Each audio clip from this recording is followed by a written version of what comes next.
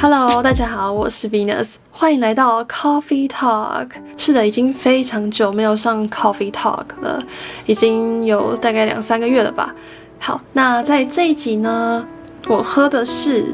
椰子油美式。在这一集呢，我想要跟大家聊我的人生第一次咨商经验。人生第一次咨商经验呢，其实发生在今年。我今年开始尝试第一次的咨商，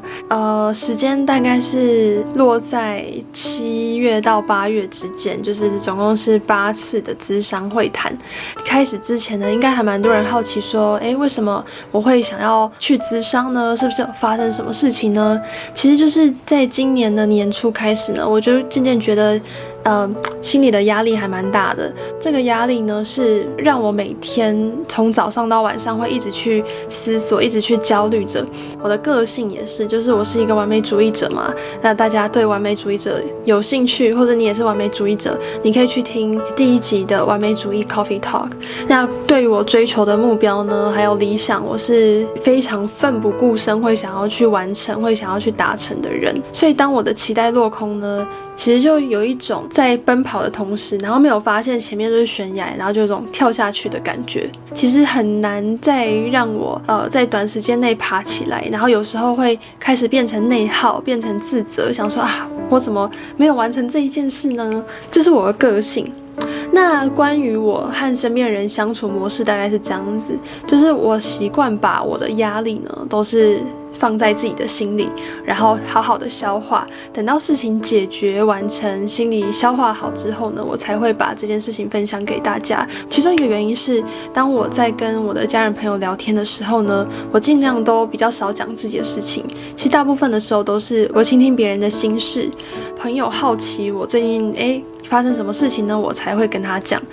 因为呢，内心深处我希望我的身边朋友不要因为我的一些生活琐事或是我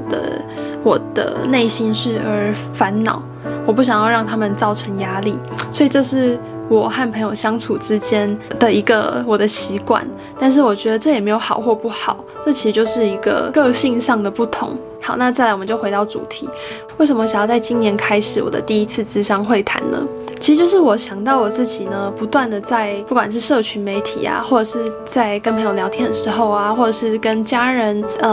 散步聊天的时候，我都一直在强调说身心要平衡，就你不只是生理上面要追求，你的心理上面你也要达到一个稳定的情绪状态。然后我也曾经在完美主义者那一集的 Coffee Talk 有说过，如果当你的压力难以负荷，你可以寻求专业的协助。所以呢，这些种种因素呢，在我低潮的时候，他们就像小精灵一样，就是在原本很黑暗的房门之外呢，就敲敲门。然后呢，我就选择打开这一扇门，然后去迎接这些小精灵，这些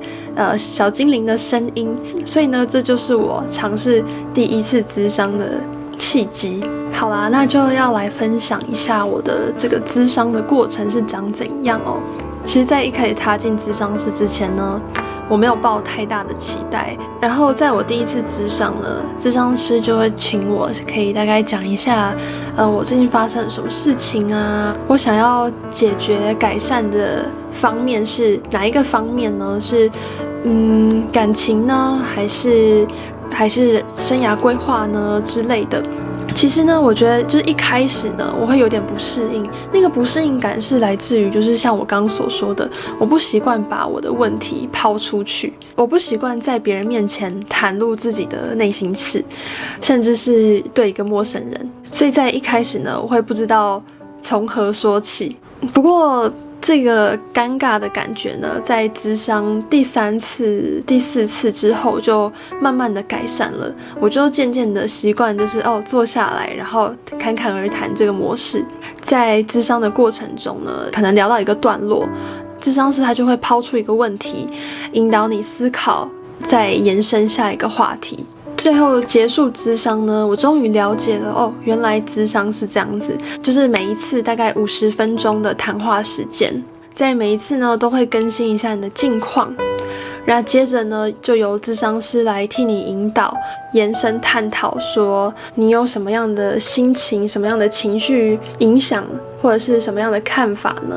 等等的。那我觉得在每一次的这个延伸探讨，都像是处理一团很乱糟糟的毛球一样，就慢慢的把这些毛球一一的解开。每次在结束会谈的时候呢，我就走楼梯走下去，这个过程呢，我就会赶快列出我在这一次的咨商过程中我获得的东西，有哪些我们共同探讨出来的这个结论，或者是咨商师他抛给我的这个疑问是对我来说非常有用的，我就会赶快把它记在笔记本里面。那我觉得这个方法也非常推荐给可能正在进行咨商的大家，因为呢，当你在下一次可能面对类似的问题的时候呢，你就可以把这个笔记本拿出来复习一下。下一次或许你就可以用不同的角度去看待这件事情，或是用不同的方法去解决这件事情。我觉得做咨商笔记是非常的有用的。那接着可能就会有很多人好奇说，什么样的人才适合去咨商呢？好，那我必须先讲一下，就是不是有病才要去咨商。虽然近几年的咨商已经慢慢的普及了，已经大家都知道有咨商这一个管道可以去寻求协助，但是还是有一些人会对咨商望之却步，原因可能是他们觉得忧郁症、躁郁症这些等等精神疾病患者才需要去咨商，或者是如果原本好端端的我去咨商之后，那如果我把这件事情告诉了我的家人朋友，他们会不会觉得我生病了？这些问题呢，其实也曾经在我的脑海中盘旋，然后就让我对咨商有一点点望之却步。但是呢，后来我还是选择咨商。那在这个过程中，我觉得大家可以去思考看看，如果你把情绪想象成燃料，那我们的身体呢，想象成一辆车子，所以当我们在前进的时候，势必就要有足够的燃料，才能让我们开得又长又久又远，对吧？某一天呢，当你在奔驰的过程当中，你看到那个燃料快要用完了，你要做的事情是什么呢？你会继续冲得更快吗？不停下来吗？应该不是吧？你应该是会先暂停一下，然后去找可以补充燃料的地方，把你的汽车加满燃料、加满油，然后再继续前进。我们再换一个角度看一下精神疾病，例如说忧郁症、躁郁症。精神疾病患者呢，和一般人的差别就在于他们的燃料用尽了，所以就是这样的差别。那我们要做的事情是什么呢？不管你有没有精神疾病，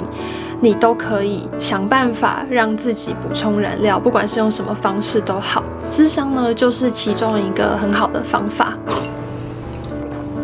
这个椰子油美式真的很好喝耶。以上大概就是我第一次踏入咨商室的一些心得分享给大家。其实呢，我已经想要分享给大家很久了。如果大家对这个主题还有更多的兴趣的话呢，可以在下面留言询问哦。那或许我可以再多拍一些有关情绪啊、有关咨商的这些主题。最后呢，我想要再跟大家分享一本书，叫做《蛤蟆先生去看心理师》。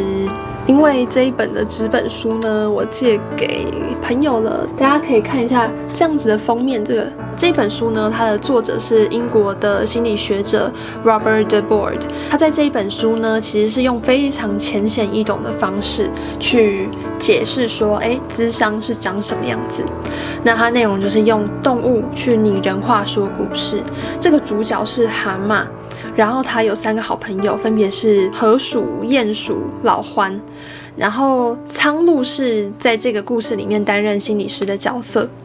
那我觉得这个蛤蟆呢，在整个咨商的过程当中，他比较像是在处理他对这个世界的愤怒，或是他对自己的愤怒。那原本他看待这个世界，他是觉得这个世界真的是糟透了，然后没有任何的希望。他对于自己呢，也是没有什么自信，没有什么期待。原本他在跟心理师这个咨商的状态，他比较像是一个无理取闹的小孩，然后有时候会很气心理师，或是很气他身边的人。但是呢，到后面你可以慢慢从心理师苍鹭还有蛤蟆的对话，你可以看到蛤蟆的转变。他变成一个相对于以前在咨商前的自己，他变成一个更能够接纳自己，然后接纳自己之后呢，接着去拥抱这个世界。